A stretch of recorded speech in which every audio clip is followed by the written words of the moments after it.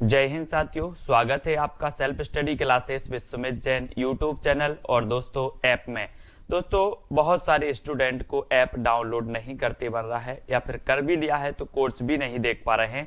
तो मैं आज उनको बता दूं कि ये जो सेल्फ स्टडी क्लासेस इस प्रकार से जब आप प्ले स्टोर से करते हैं तो ये आपका वेल जो है आइकन उसमें लगा हुआ है ना। तो इस प्रकार से सेल्फ स्टडी क्लासेस आपको सर्च करना है और ऐसे आइकन में आपको ऐप मिलने वाला है। ठीक है, तो दोस्तों हम देखें कि प्ले स्टोर में आपको इस प्रकार से दिखेगा ये सेल्फ स्टडी क्लासेस। ठीक है, ये प्ले स्टोर में आपको सेल्फ स्टडी क्लासेस का ऐप दिखने वाला है।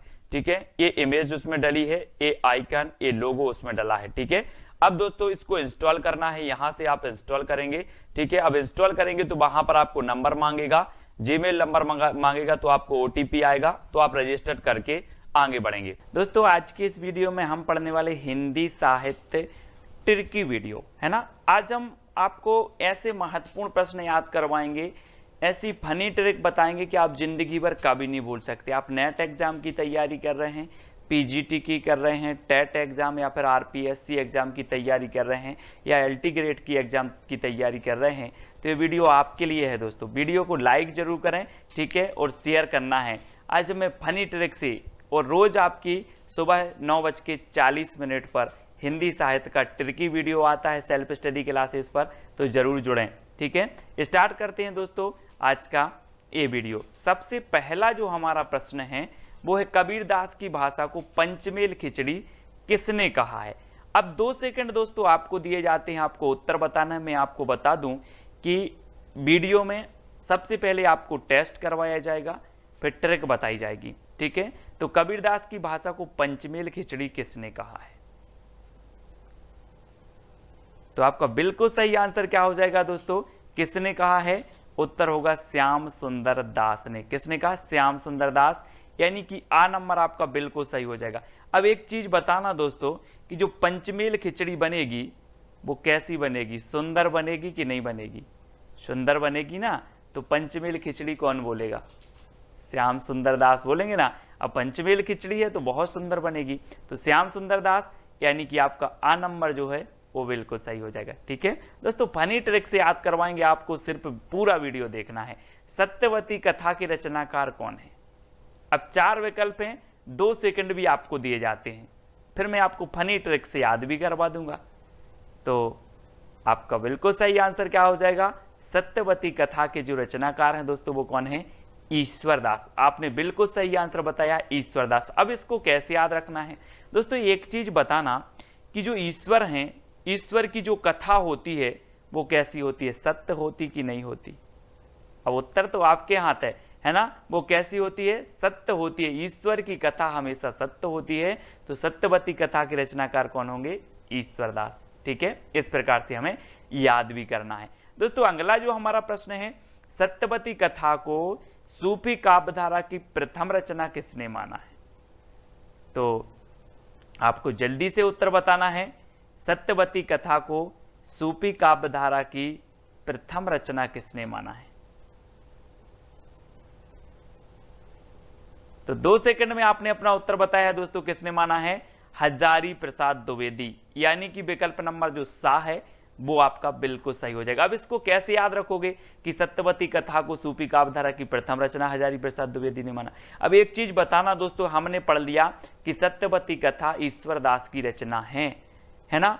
अब सत्यवती कथा जब ईश्वरदास की रचना है तो इसको एक बार नहीं पढ़ा जाएगा दोस्तों, इसको 1000 बार पढ़ा जाएगा। कितने बार पढ़ा जाएगा, 1000 बार पढ़ा जाएगा। तो सत्यवती कथा को सूफी काव्यधारा की प्रथम रचना कौन मानेंगे, हजारी प्रसाद द्विवेदी, क्योंकि इसको 1000 बार पढ़ा जाएगा। हम बोलते हैं ना कृष्ण लीला 1000 बार सुन रहे हैं, रामायण 1000 बार सुन रहे हैं, रामचरितमानस 1000, क्योंकि ये सत्य कथा है ना। वैसे ही सत्यवती कथा ईश्वरदास की रचना है और इसको हम 1000 बार पढ़ेंगे। ठीक है, ऐसे याद रखना है दोस्तों। अब आपको बताना है आलवार भक्तों की संख्या कितनी मानी है, तो 2 सेकंड में आपको अपना उत्तर बताना है और आपका बिल्कुल सही आंसर क्या हो जाएगा, आंसर हो जाएगा दोस्तों आपका कितना, 12। आल बार, यहां पर क्या आ रहा है, आल वार, तो वार से क्या बनेगा आपका 12। आलवार भक्तों की संख्या कितनी मानी गई है, 12। ठीक है, वार से 12, यानी कि जो आ नंबर है वो आपका बिल्कुल सही हो जाएगा। ठीक है, अगला क्वेश्चन देखते हैं दोस्तों, अद्वैतवाद के प्रवर्तक कौन माने जाते हैं। अब 2 सेकंड में आप अपना उत्तर बता देना, फिर आपको ट्रिक से याद करवा देंगे हम। तो आपका बिल्कुल सही आंसर क्या होगा, अद्वैतवाद के प्रवर्तक। तब आपका बिल्कुल सही आंसर हो जाएगा क्या दोस्तों, शंकराचार्य, यानी कि जो आ नंबर है वो बिल्कुल सही है। ठीक है, और आपको पता है दोस्तों शंकराचार्य से क्या बनेगा, शंकर जी। और शंकर जी दुनिया में कितने हैं, अद्वितीय हैं। अद्वितीय हैं कि नहीं है, कि बहुत सारे हैं, अद्वितीय हैं। दुनिया में शंकर जी क्या है, अद्वितीय हैं। तो अद्वैतवाद के प्रवर्तक कौन होंगे, कौन होंगे, शंकराचार्य। ठीक है, तो इस प्रकार से याद रखना है। अगला बताना है दोस्तों, रैदास के गुरु का नाम क्या था, रैदास। तो आपका बिल्कुल सही आंसर क्या होगा, आपको बताना है दोस्तों रैदास के गुरु का नाम। तो हम भी कहते हैं कि हम राम के दास बनकर रहेंगे, हम राम के दास बनकर रहेंगे, राम के चरणों में रहेंगे, उनके दास रहेंगे। तो रैदास के गुरु का नाम क्या था, रामानंद, यानी कि जो आ नंबर है वो बिल्कुल सही हो जाएगा। ठीक है, रामानंद के कितने शिष्य थे दोस्तों, 12 शिष्य थे। ठीक है, और इनके जो है एक शिष्य थे कौन, रैदास, यानी कि रैदास के गुरु कौन थे, रामानंद थे। ठीक है, ये चीज याद रखनी है दोस्तों। अगला बताना, अनुराग बांसुरी के रचनाकार कौन है। 4 विकल्प हैं, 2 सेकंड भी आपको दिए जाते हैं। तो आपने बिल्कुल सही बताया है दोस्तों। अनुराग मतलब क्या होता है, अनुराग मतलब होता है दोस्तों प्रेम। क्या होता है, मैं अनुराग करता हूं, उससे प्रेम करता हूं। और जो प्रेम करता है ना, और प्रेम को क्या कहते हैं, और प्रेम की बांसुरी बजाता है, वो क्या करेगा, है ना, उसी को कहते हैं हम क्या, मोहब्बत। तो यहाँ से नूर मोहम्मद, है ना, हम बोलते हैं ना नूर जहां से प्यार करते थे, वो नूर जहां से प्रेम करते थे। ऐसे ही नूर मोहम्मद की रचना है अनुराग बांसुरी, है ना, क्योंकि ये अनुराग करते थे, मोहब्बत करते थे, काय से, बांसुरी से। तो अनुराग बांसुरी के रचनाकार कौन होंगे, नूर मोहम्मद। इस प्रकार से आपको याद रखना है। अगला बताना है दोस्तों, रामचरितमानस में कितने कांड हैं। रामचरितमानस दोस्तों जल्दी से बताना है। आपका बिल्कुल सही आंसर क्या आ गया है, रामचरितमानस, है ना, ये तुलसीदास जी की रचना है। रामचरितमानस महाकाव्य है। ठीक है, और इसमें कितने खंड हैं, कितने कांड हैं, तो 7 कांड हैं। अब इसको कैसे याद रखोगे, है ना, तो रामचरितमानस दोस्तों आपको पता है कि राम के जीवन पर आधारित है, तुलसीदास जी की रचना है। ठीक है, और राम जी जब वन में जा रहे थे तो बहुत सारे लोग कहाँ जा रहे थे, साथ जा रहे थे, साथ। तो तुलसीदास ने सोचा यार सब लोग साथ जा रहे थे, तो रामचरितमानस में भी 7 कांड रखेंगे, है ना। तो इसमें 7 कांड हैं, इस प्रकार से याद रखेंगे। विनय पत्रिका की रचनाकार कौन है दोस्तों, विनय पत्रिका। अब एक चीज बताना दोस्तों कि संसार में सबसे ज्यादा विनय राम जी की किसने की है, विनय पूर्ण दोहे लिखे हैं, विनय की है, किसने की है, तो वो की है दोस्तों किसने, तुलसीदास जी ने। ठीक है, तुलसीदास यानी कि जो आ नंबर है वो बिल्कुल सही है ना। आपने सुना है, क्या सुना है, कि चित्रकूट के घाट में भई संतन की भीड़, तुलसीदास चंदन घिसे तिलक देत रघुवीर। दोस्तों जो विनय पत्रिका है ये ब्रज भाषा में तुलसीदास जी की रचना है, याद रख लेना। कई बार पूछी जाती है कि विनय पत्रिका की भाषा क्या है, तो भाषा है ब्रज भाषा और तुलसीदास जी की है। ठीक है, अगला बताना दोस्तों, भक्तमाल के रचनाकार कौन है, भक्तमाल। तो अब एक चीज बताना दोस्तों कि जो भक्त होते हैं, भक्त, है ना, भक्त क्या करते हैं, आकाश की ओर, नभ की ओर क्या करते, सिर करते हैं, और ऐसे भगवान को क्या करते हैं, नमस्कार करते हैं। कौन, भक्त। कहां सिर करते हैं, नभ की ओर। तो भक्तमाल के रचनाकार कौन होंगे, नभ से नाभादास, है ना। भक्तमाल जो भक्त होते हैं वो नभ की ओर सिर करके नमस्कार करते हैं, तो भक्त से नाभा, भक्त क्या करते, नभ की ओर, तो नाभादास, है ना। तो भक्तमाल के रचनाकार कौन है, नाभादास। ठीक है, अगला प्रश्न बताना है दोस्तों आपके, भंवर गीत के रचनाकार कौन है, भंवर गीत। ये है दोस्तों भंवर, और आपने सुना होगा कि जब ब्याह होता है किसी का तो क्या पढ़ती हैं, भांवरें पढ़ती हैं, भांवरें पढ़ती हैं। और जब नई नई दुल्हन होती है और क्या करती है, भांवरें पढ़ के जाती है, तो सबसे ज़्यादा वो देखती है, क्या देखती है, कि नंद कैसी है, नंद कैसी है। और नंद अगर तेज हुई तो सोचती है यार नंद की भांवर पड़ जाती जल्दी, नंद की भंवर जल्दी पड़ जाती। तो भंवर गीत के रचनाकार कौन होंगे, नंद की भांवर पढ़वाते हैं जल्दी, तो नंददास, यानी कि बा नंबर आपका बिल्कुल सही होगा। ठीक है, भंवर गीत नंददास की रचना है। ठीक है, तो जो कृष्ण काव्य धारा थी दोस्तों, कृष्ण काव्य धारा में सूरदास जी के बाद नंददास जी का नंबर आता था, है ना। अगला बताना है रामायण महानाटक के रचनाकार कौन है। मैं सिर्फ दोस्तों ट्रिक से याद करवा रहा हूं, बहुत सारी चीजें आपको बता सकता हूं, लेकिन रामायण में ट्रिक से ही याद करवा रहा हूं ताकि आपको याद हो जाए। ठीक है, तो रामायण महानाटक के रचनाकार कौन है।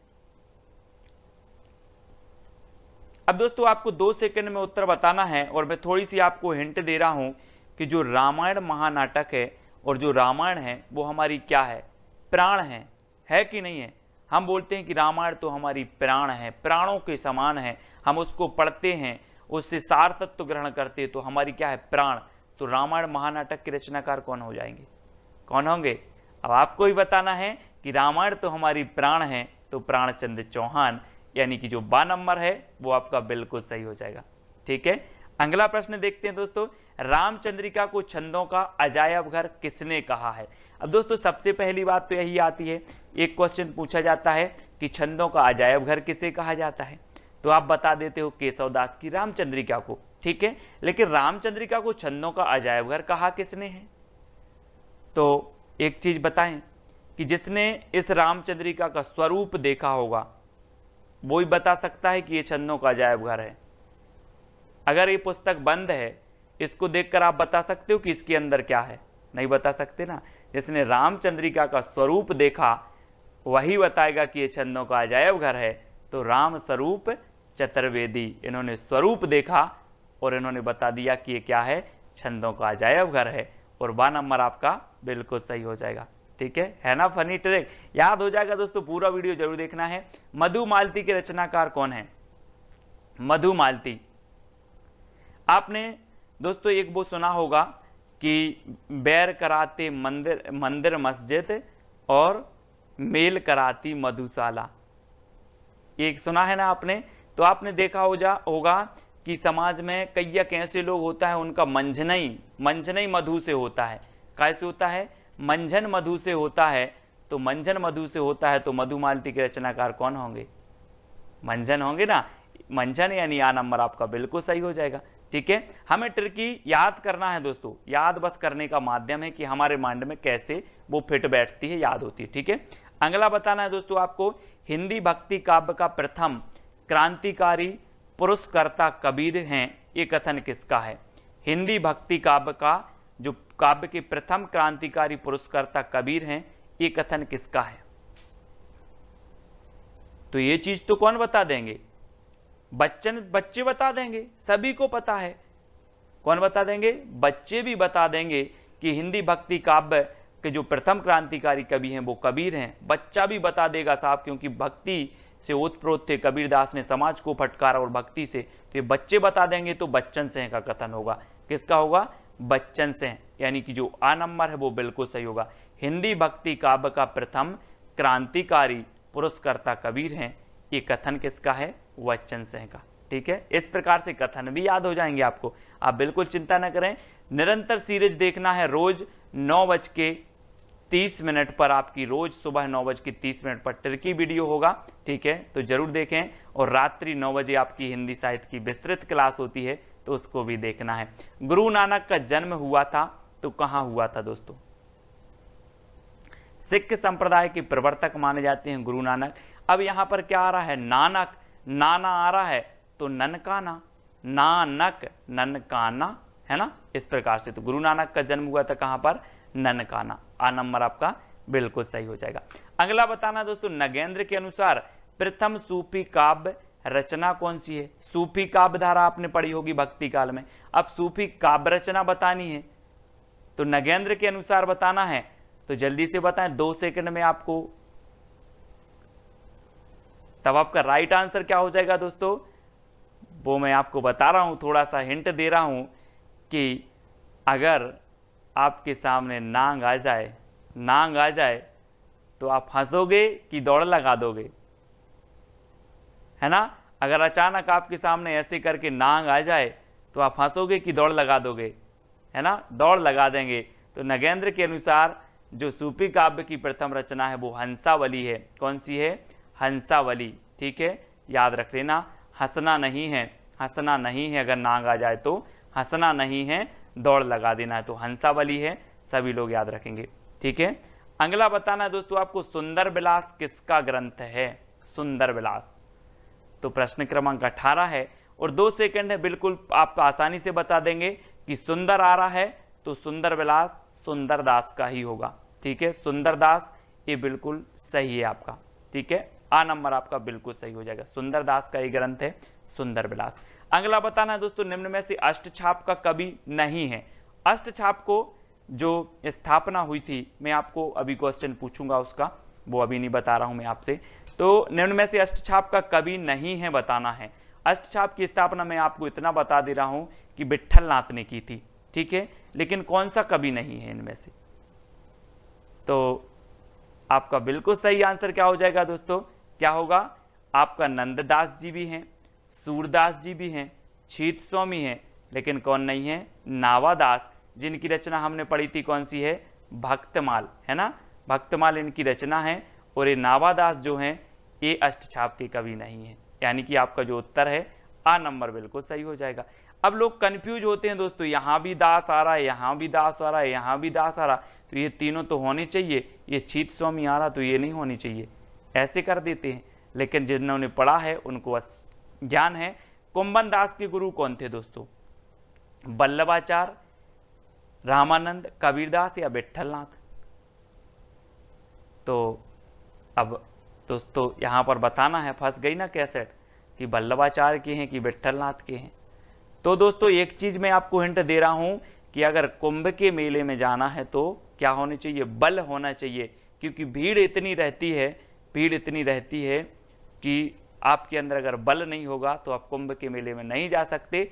तो कुंभ के मेले में बल चाहिए, तो कुंभन दास के गुरु कौन होंगे? बल से वल्लभाचार्य, यानी कि जो आ नंबर है वो आपका बिल्कुल सही हो जाएगा।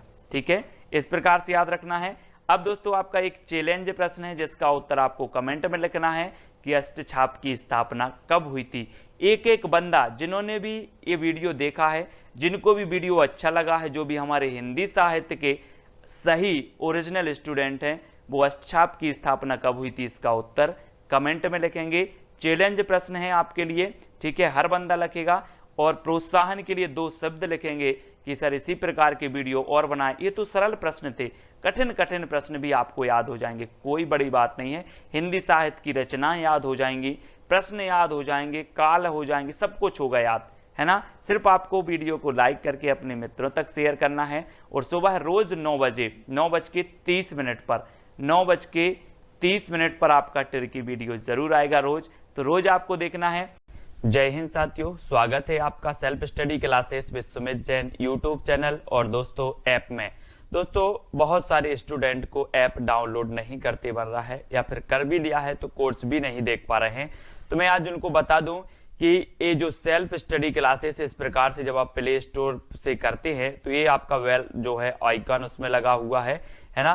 तो इस प्रकार से सेल्फ स्टडी क्लासेस आपको सर्च करना है और ऐसे आइकन में आपको ऐप मिलने वाला है। ठीक है, तो दोस्तों हम देखें कि प्ले स्टोर में आपको इस प्रकार से दिखेगा ये सेल्फ स्टडी क्लासेस। ठीक है, ये प्ले स्टोर में आपको सेल्फ स्टडी क्लासेस का ऐप दिखने वाला है। ठीक है, ये इमेज उसमें डली है, ये आइकन, ये लोगो उसमें डला है। ठीक है, अब दोस्तों इसको इंस्टॉल करना है, यहां से आप इंस्टॉल करेंगे। ठीक है, अब इंस्टॉल करेंगे तो वहां पर आपको नंबर मांगेगा, जीमेल नंबर मांगेगा, तो आपको ओटीपी आएगा, तो आप रजिस्टर करके आगे बढ़ेंगे।